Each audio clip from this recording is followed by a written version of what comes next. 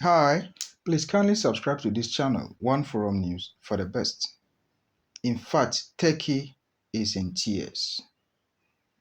Turkey, the center of the world, and the earthquake that killed more than 12,000 people. Turkey is a transcontinental Eurasian country. The major part of the country lies in the Anatolian Plateau of Western Asia, while a small part is located on southeastern Europe's Balkan Peninsula.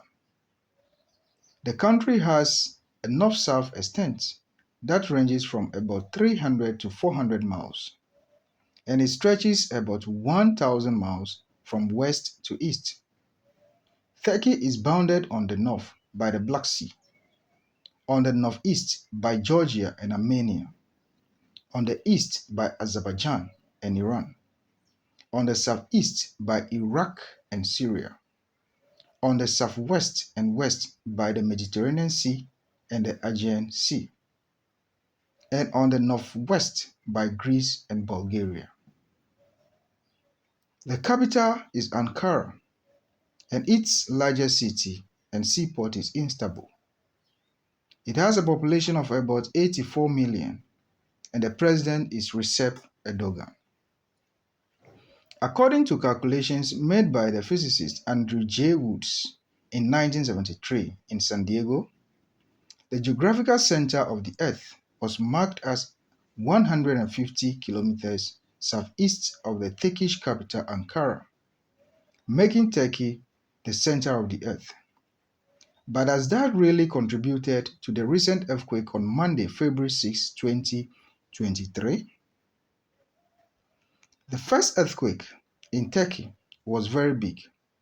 It registered as 7.8, classified as major on the official magnitude scale. It broke along about 100,000 kilometers of fault line, causing serious damage to buildings near the fault, killing over 12,000 people.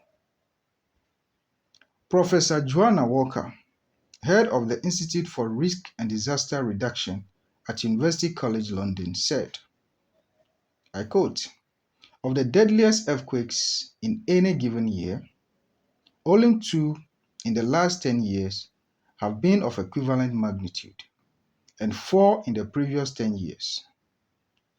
But it is not only the power of the tremor that causes devastation. This incident occurred in the early hours of the morning when people were inside and sleeping. The steadiness of the buildings is also a factor." Dr. Kaman Solana, reader in volcanology and risk communication at the University of Portsmouth, says, I quote, "The resistance infrastructure is unfortunately patchy in South Turkey and especially Syria, so saving lives now mostly relies on response. The next 24 hours are crucial to find survivors. After 48 hours, the number of survivors decreases enormously." This was a region where there had not been a major earthquake for more than 200 years or any warning signs.